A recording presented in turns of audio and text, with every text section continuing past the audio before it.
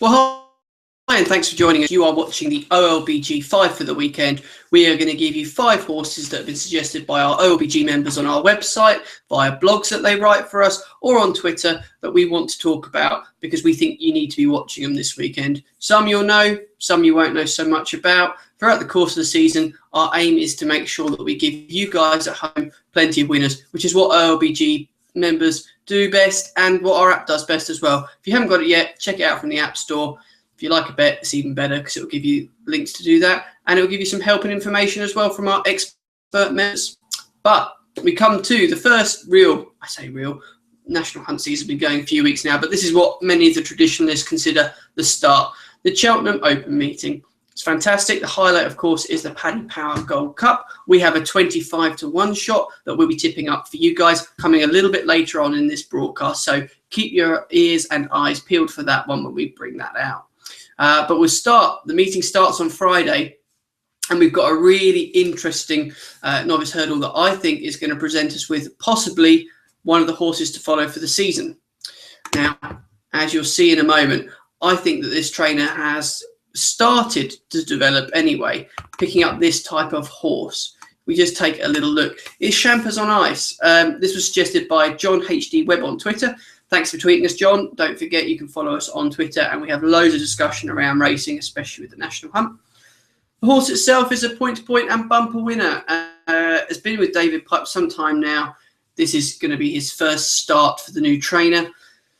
We've got on there possibly the long-term aim will be the Neptune Novices Hurdle, of which is 33-1 best priced at the moment. Definitely going to enjoy a trip, this horse, looking at how it's bred and how it has run previously.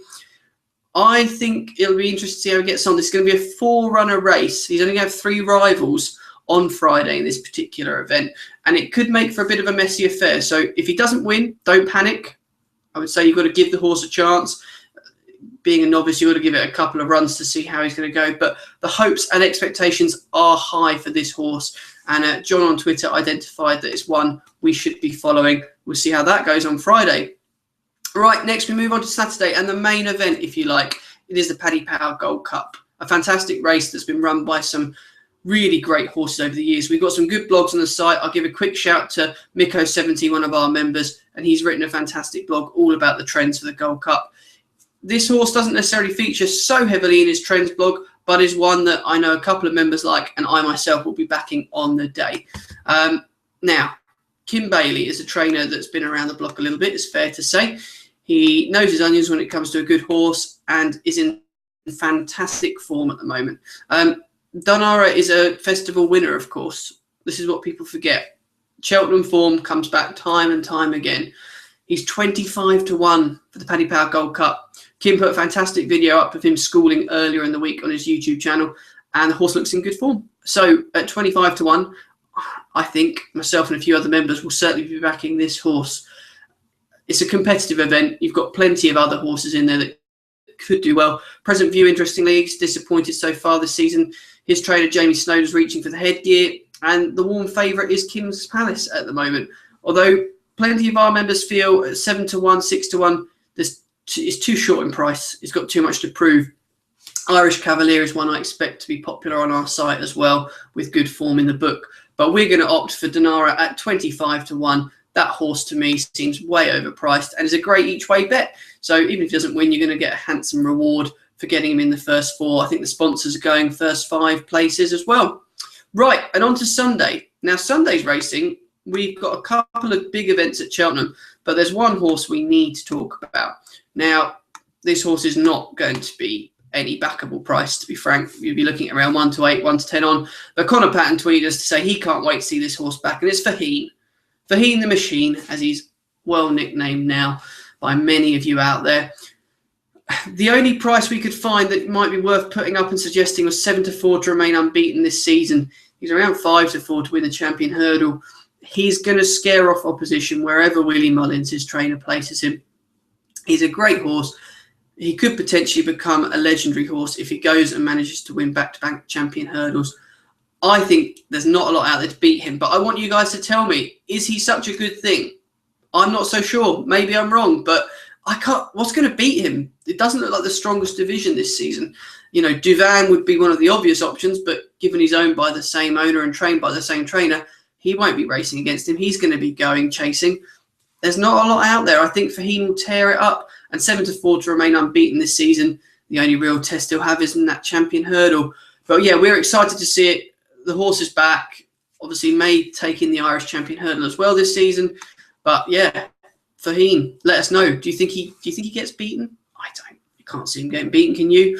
Certainly not this weekend at 1-8 on. I think that horse will be a shoo-in, and it's certainly not a bet to have, but it's certainly one to watch and get excited about. But we have got one that's a definite bet, and it comes from a member that loves to contribute blogs on our site, and it's Tommy Buckley. Tommy, we're going to run through your pick now, or one of your picks, I should say, from your blog for the Greatwood Hurdle.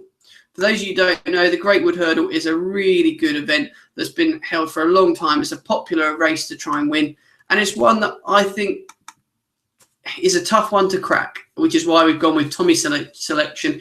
He's got a couple in there, but he really likes Devilment for John Ferguson. Now, these cast-offs, if you like to call it, from the flat that John Ferguson has, he tends to do quite well with in the early part of the autumn. However, this season his form has been held up throughout, and we might be getting to mid-October. He's still having winners. The horse has Cheltenham form in the book, which is so key for these kind of races. You need class in there. He's 12-1 at the moment. I think that's a good each-way bet. It'll probably be single figures by the time you get to race day. We're filming this a little bit ahead of time, but yeah, Devilment, Tommy Buckley is pretty keen on it. You can check out his blog on our website. I know he tweets them as well, and we give them a retweet.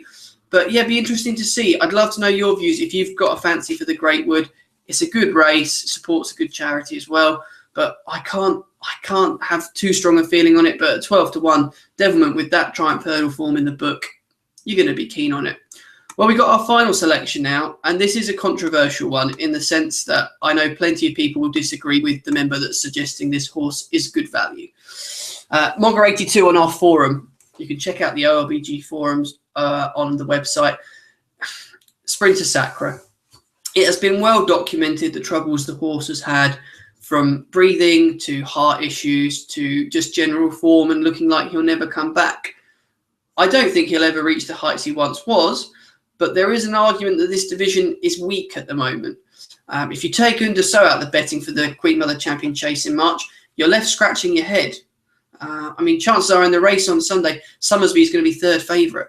Now, Summersby is a great yardstick and a good horse, but something should be going past the likes of Summersby in these races. I think 11-4 is going to be a little bit of a skinny price. What I would say is if you think he's value at 11-4, I don't know why you're not taking the 25-1 for the Queen Mother Champion Chase in March. Monger82 is a big fan of the horse, and he thinks it's a weak division. If you take Underso out, I think it's open. I think it's really open. Dodgy Bullets, obviously, we're not going to see to the later part of the season. He's got a few issues. We've seen Gary Moore's horse has not come back in the way that we would have hoped. It's a wide open event, and we saw Bobsworth and Simon Sig. They look reasonably impressive the other week, depending on your view.